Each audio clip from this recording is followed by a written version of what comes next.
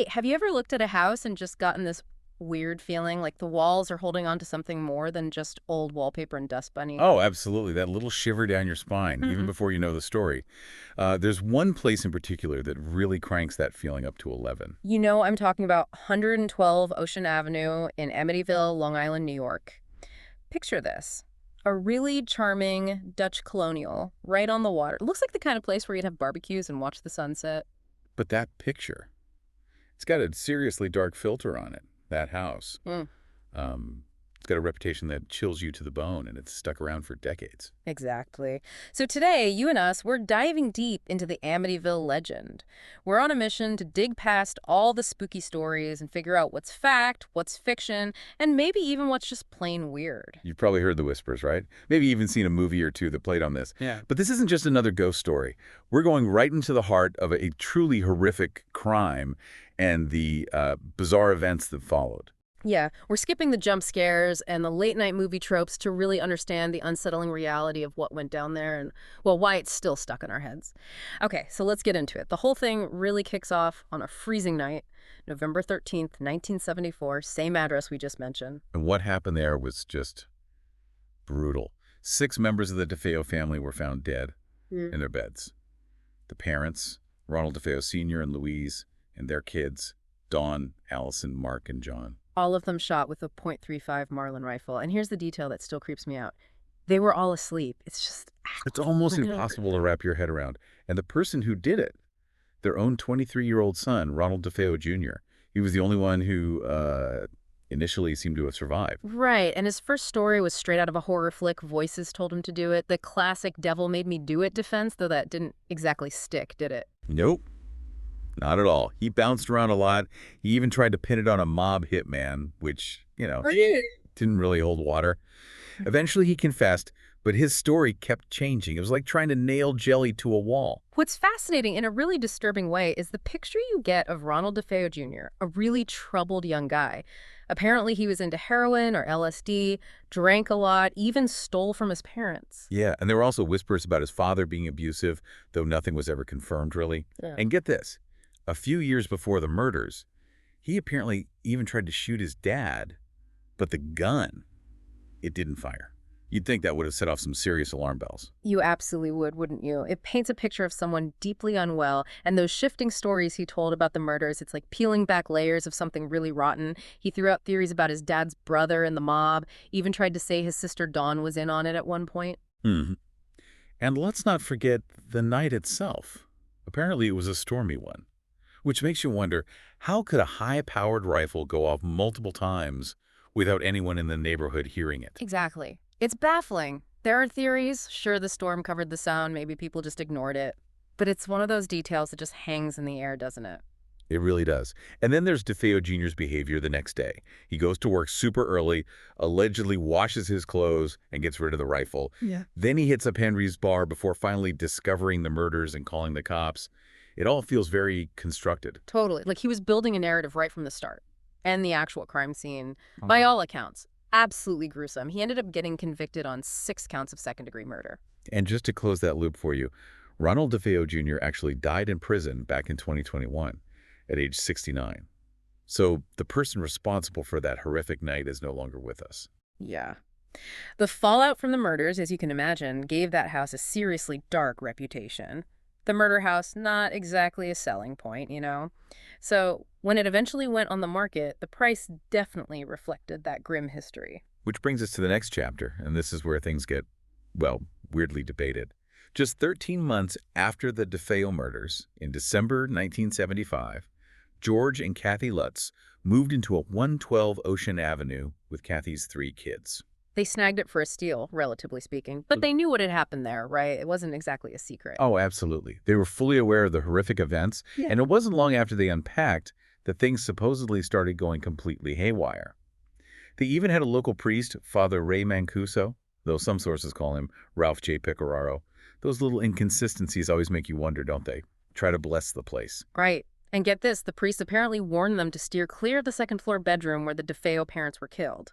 Talk about an ominous housewarming gift. Seriously. Sets the scene, doesn't it? And then, according to the Lutzes, The paranormal activity just went into overdrive. We're talking bizarre smells popping up out of nowhere. And the infamous green slime. Or sometimes it's red or black goo, depending on who's telling the story. Oozing from the walls, even the keyholes. That's some serious nightmare fuel right there. Yeah. What do you make of that kind of detail? Well, it's interesting how often viscous, unnatural substances appear in paranormal accounts. Psychologically, this might tap into our aversion to bodily fluids and decay, symbolizing a corruption within the seemingly normal home. It's a powerful image, whether it's literal or symbolic. Totally. And don't forget the icy cold spots that would just appear in the house, even with a fire roaring in the fireplace. That always feels like classic haunting 101. It does. And this is where it gets really interesting. They claim to have seen these demonic, pig-like creatures with glowing red eyes just staring at George and his son Daniel from a window. Pig-like demons with red eyes. That's specific. You don't hear that every day. And the furniture was getting in on the action too, right? Levitating beds. George apparently saw Kathy and the boys, Daniel and Christopher, floating in their sleep. Imagine walking in on that. Right? It's the stuff of bad dreams. Seriously. They also reported feeling these invisible forces that would claw and slap them, doors slamming open and shut like someone was having a tantrum. Just chaotic. And even with those roaring fires, the house stayed freezing cold. There was even this claim that Kathy physically aged like 60 years in a split second, turned into a 90-year-old woman, supposedly. That's a detail that really sticks with you, isn't it? It certainly does. And on their very last night, they described this terrifying sound of kids' beds banging around and this really heavy, unseen presence in the house. The next morning, the kids were apparently stuck in their rooms, couldn't move or get out. That was it. They were done. 28 days. That's all they lasted. They just bolted, leaving everything behind. Clothes, furniture, the works. That's a pretty dramatic exit, wouldn't you say? Absolutely, which, understandably, made a lot of people go, wait a minute. Skepticism started popping up pretty quickly. Almost immediately, really. And this raises an important question for you to consider. What could have motivated the Lutzes to make these claims? Financial gain and some legal troubles they were having certainly threw a shadow of doubt on their story. Exactly. Their former lawyer, William Weber, pretty famously said the whole thing was cooked up over many bottles of wine, specifically to sell books. He even said they took normal stuff and twisted it into paranormal events. What's interesting there is examples, right? Like a neighbor's cat looking in the window becoming the red-eyed pig demon, or spilled spaghetti sauce turning into the mysterious goo. It paints a picture of, shall we say, creative storytelling. Yeah, definitely creative. But then you have Daniel Lutz, one of the kids, who even now insists that the house messed him up and he still has nightmares about it. It's a really complicated thing to untangle. It is. George and Kathy reportedly even passed a lie detector test. But you know how those things are. The doubts just never really go away for some people, especially when money's involved. And maybe the biggest piece of the puzzle for the skeptics is that the families who lived in the house after the Lutzes, like the Cromartys who were there for 10 years, never reported anything weird happening. Not a peep. That's a huge point. The house has been sold several times since, and no other owners have come forward with similar stories. Makes you wonder, doesn't it? Was it something about the Lutzes themselves? Or the timing? They even changed the street number from 112 to 108 Ocean Avenue to try and keep the tourists away. That shows you how wild the whole thing got, like a media circus. And of course, you can't talk Amityville without mentioning the famous paranormal investigators Ed and Lorraine Warren. They got involved pretty early on. Lorraine Warren claimed it was one of the most evil hauntings they ever encountered, and she actually refused to ever go back inside. And who can forget that creepy photo that supposedly captured a ghostly kid peeking out from one of the doorways? That picture really fueled the whole legend, became iconic almost overnight. It did. And despite all the questions and the lack of other evidence, the myth of the Amityville haunting just endures. Yeah. It's become a classic part of our spooky folklore. Like, it's shorthand for a haunted house. Totally. The book, The Amityville Horror, a true story by Jay Anson, was a massive bestseller, and it led to, like, a gazillion movies and spin-offs, seriously, over 20 at this point.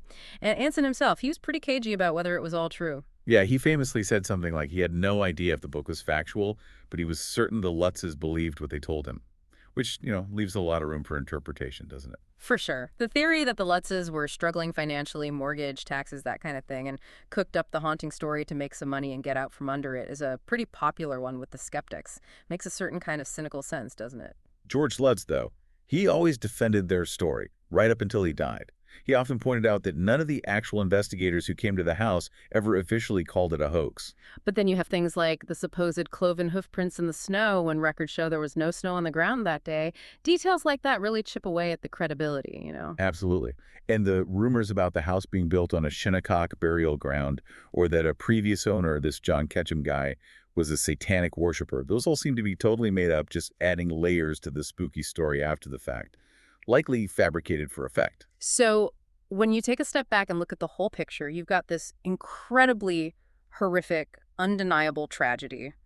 The DeFeo family murders, that's cold, hard fact, a matter of public record. hmm And then you have the Lutz's claims of a haunting, which are, well, highly debatable and don't really have any solid evidence beyond their own accounts and maybe the Warrens' feelings about it. It's this really stark contrast, isn't it? The documented horror of a brutal crime versus the really questionable nature of these paranormal events. But somehow, both of those things together have created this lasting, unsettling story about that house on Ocean Avenue. The Amityville story, whether it's fact or really well-crafted fiction, or maybe somewhere in between, has definitely made its mark on our culture. It's a key part of modern horror stories, tapping into that really primal fear we all have about the one place that's supposed to be safe, our own homes. Exactly. So while the green slime and the floating furniture might just be stories, the awful reality of what happened inside those walls in 1974 is a really chilling reminder of the darkness that can sometimes be found in the most ordinary places. Makes you think, what is it about us that makes these kinds of stories where the familiar suddenly becomes terrifying, so fascinating? It's a question that really stays with you, doesn't it? Yeah. Why are we so drawn to the darkness potentially lurking just beneath the surface? Thanks for taking this deep dive with us into the Amityville mystery. Those questions about what really happened there, what was real and what wasn't, they just keep swirling around, even after all these years. They really do. It's a story that keeps sparking debate and speculation. Definitely one for the ages. We'd love to hear what you think about the Amityville horror. Any theories of your own, let us know. And if you're into true crime and the unexplained, keep exploring. There's always another layer to peel back, another mystery to dig into.